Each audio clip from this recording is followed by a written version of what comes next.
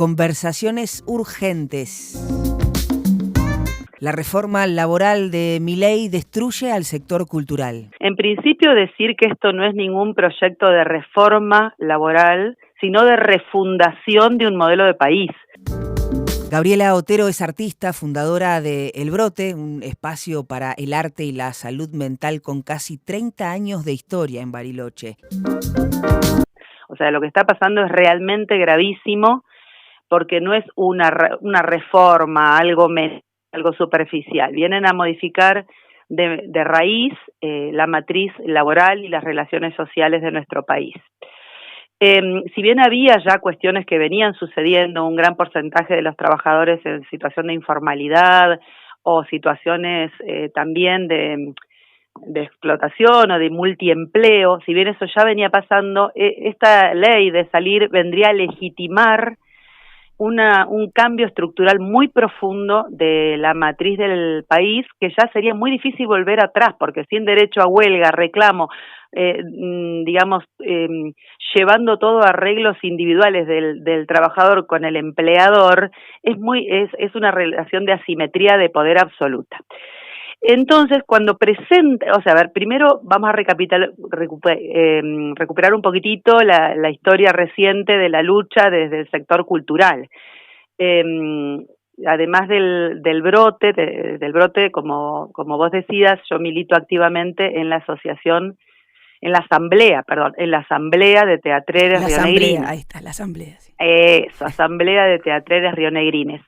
El sector teatral de Río Negro tiene una larga historia de organización y bueno, esta vez nuevamente, o sea, ya veníamos todo el año, desde que asumió Milei, veníamos como en estado de alerta porque las medidas para desmantelar la cultura se sucedieron ni bien asumió Milei, porque trata de meter la ley ómnibus que incluía la destrucción de la estructura autárquica, o sea, el funcionamiento como instituciones autónomas, democráticas, con presupuesto propio, de organismos como el INCA, el Instituto Nacional del Teatro, etcétera. Bueno, se da una gran lucha en ese momento en las calles, en los medios, de todo el sector cultural organizado en el país, y se logra que cuando finalmente meten la ley de bases, ya hubiera un artículo específico que prohibía la reforma de los organismos de la cultura. Bueno, un periodo ahí, unos poquitos meses de relativa calma, y vuelven al ataque con otra estrategia, que es meter el DNU, un decreto de necesidad de urgencia, el 345, que afectaba directamente a la Ley Nacional del Teatro, que es la ley marco del Instituto Nacional del Teatro, y de esta manera destruía su federalidad, su reparto equitativo del presupuesto en las provincias, sus cargos elegidos por concurso, su autarquía económica, y lo subsumía a una dirección menor dentro de la Secretaría de Cultura de Nación, sin presupuesto propio, con cargos elegidos a dedo y demás. Dimos la batalla nuevamente y fue muy intensa, porque abarcó la presentación de recursos de amparo acá en Río Negro. 18 amparistas nos presentamos en un amparo colectivo que después no prosperó porque el juez de Fisque Menuco, la verdad, no se jugó, nos estuvo demorando meses pidiendo una firmita, rehagamos la firmita, denegó justicia. Pero bueno, también se presentaron en otras partes del país recursos de amparo que también avanzaron lentamente por esto, porque la justicia no se jugaba. Pero mientras tanto seguimos con las acciones de visibilización, de lucha, hasta llamamos uno por uno diputados y senadores, y finalmente logramos que en el Congreso, en ambas cámaras, se rechace el DNU 345. Bueno, estábamos felices por eso, y en esos meses que transcurrieron, que fueron muy pocos, ya se había hecho mucho daño, porque el gobierno nacional para esto sí que no se demora, y ya había destruido gran parte de la estructura de funcionamiento del Instituto Nacional del Teatro. Así que estábamos abocados al reclamo de que se abrieran los concursos, que se liquidara el presupuesto de este año, estábamos con esa lucha cuando entre gallos y medianoche nos meten allá un golpe que de prosperar es un golpe terminal. Porque dentro del proyecto de la mal llamada reforma laboral, porque en realidad, como ya expliqué, esto es un cambio en la matriz y un despojo absoluto de los derechos de los trabajadores, meten 2 artículos, el 195 y el 196, que no tienen nada que ver con la política laboral. Son de materia tributaria y de política cultural. Esos artículos que meten, disfrazados como hacen siempre, porque no hacen al tema del proyecto de ley, lo que hacen es desfinanciar absolutamente los organismos de la cultura, como el Instituto Nacional del Teatro, el INCA, el Instituto de Cine, la INAMU, el Instituto de la Música, y fondos específicos que también tienen que ver con la comunicación democrática, ¿no? Que tienen que ver con los medios comunitarios, con el derecho del público había una oficina específica que se encargaba, claro, a formarse. Claro, y además la Defensoría del Público, que es donde uno podía reclamar si en determinados medios estaban con discursos de xenofobia, de violencia, de racismo, de violencia contra las mujeres, había un lugar para denunciar, y entonces que esto no sea vía libre a la violencia, claro, verbal, simbólica y física.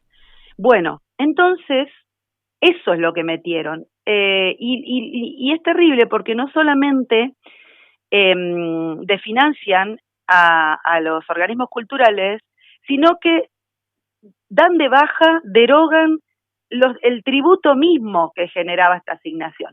Yo quiero aclarar algo muy importante, que es que estos organismos no tenían financiamiento que proviniera del Tesoro Nacional. Lo quiero aclarar porque en los comentarios de gente que sale, los odiadores seriales que salen por los medios a bardear con discursos de mucha violencia, siempre dicen, sí, bueno, bárbaro la cultura, pero no con la nuestra, que hagan la cultura, sí, pero no con la nuestra. Bueno, no es con la tuya, no es con la tuya. Esta asignación salía de un tributo que pagan las grandes corporaciones mediáticas, gravámenes al servicio de comunicación, audiovisual, impuestos de entrada de cine, o sea, no salía del bolsillo de los ciudadanos ni del Tesoro. Pero, ¿para qué hacen esto? Uno se pregunta, ¿no es cierto? Si no, esto no significa un ahorro del Tesoro, ¿para qué lo hacen? Bueno, nosotros creemos que por 2 razones. En primer lugar, porque necesitan de un pueblo ignorante para volver a un modelo esclavista y colonial. O sea, con esta reforma estamos retrocediendo 2 siglos. Estamos volviendo al siglo XIX, a hacer un virreinato, pero esta vez no de España, de Estados Unidos directamente, porque Estados Unidos está manejando la economía del país, también quieren manejar el pensamiento del país, porque, no sé si saben, que están ahí negociando con Milei el tema de poder disponer de todos los datos personales, que eso está regulado, digamos, ¿no? En todo lo que es la acumulación de datos de Facebook, de Instagram. Bueno, hay un límite, o sea, no se pueden meter con nuestras cuestiones de salud, tener datos de qué enfermedad tenemos, qué obra social nos atendemos, qué cuenta bancaria, qué compras hacemos. Eso no pueden, pero bueno, están negociando eso, pues un banco de datos enorme, pero eso implica influir directamente, saber quién va a votar, cuál es la tendencia, tratar de influir para que voten a otros.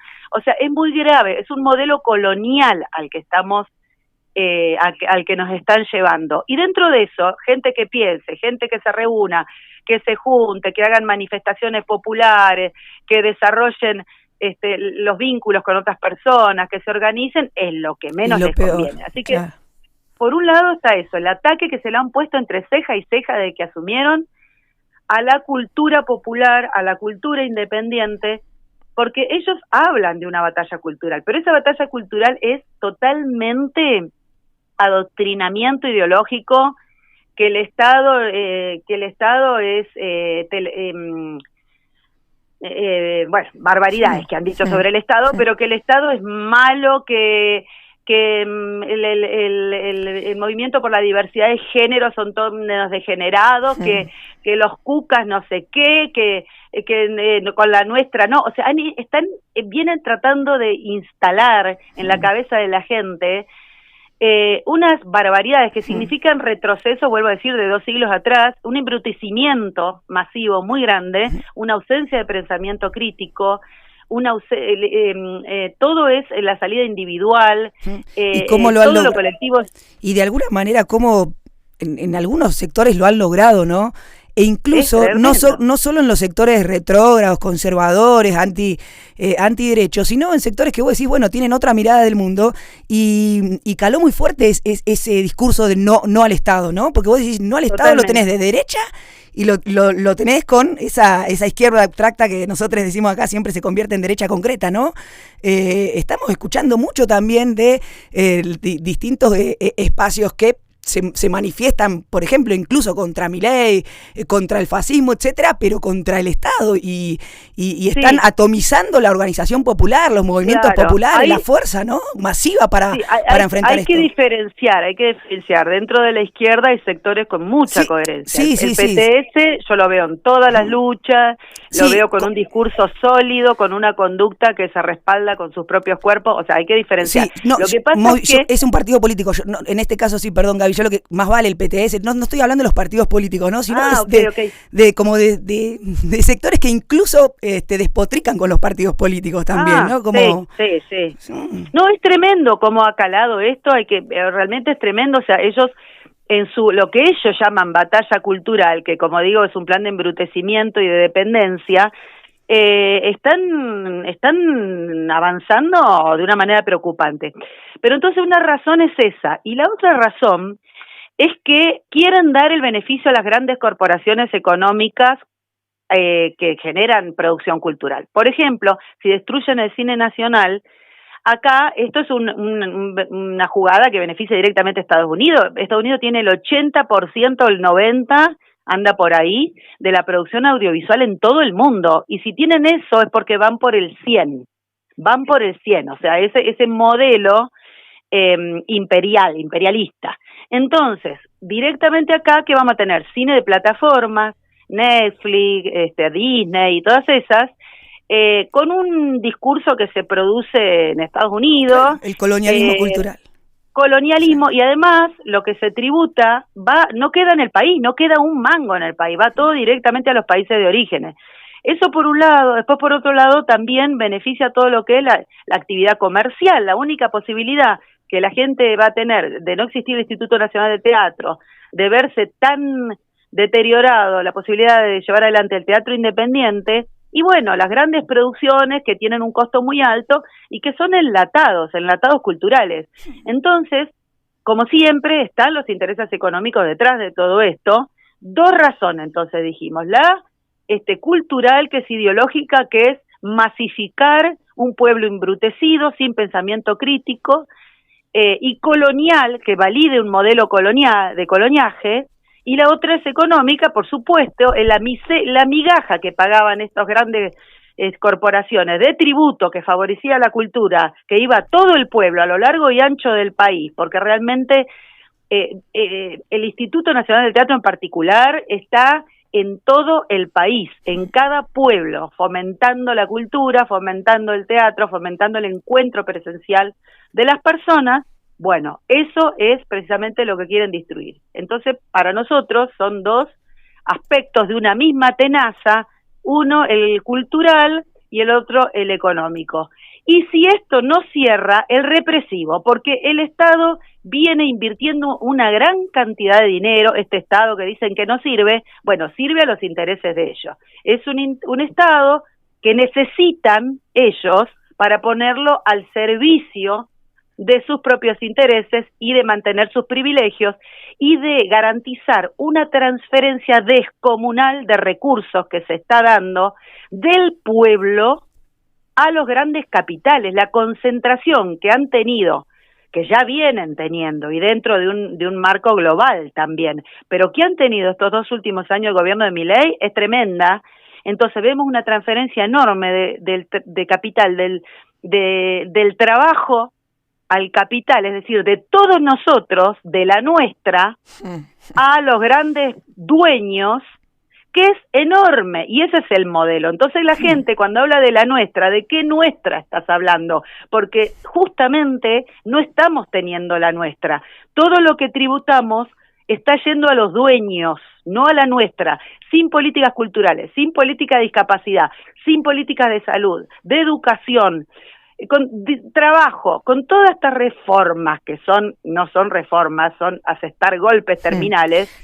¿A dónde va la nuestra? A resistir entre otros lugares, en las calles. Claro que sí, imprescindible, tenemos que estar en las calles, a todos, por favor. Yo sé que venimos apaleados, que estamos deprimidos, no, pero eso es alegría, salir con otros es saber que no estás solo, entonces eso es alegría, es salud mental, es dignidad. La consigna que estamos levantando el sector cultural es ni reforma laboral ni apagón cultural. Abrazo enorme, Bel, gracias. Un abrazo.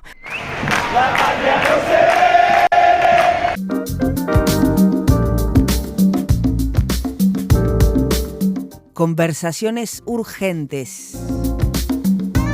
Verano 2026. Una producción de Proyecto R.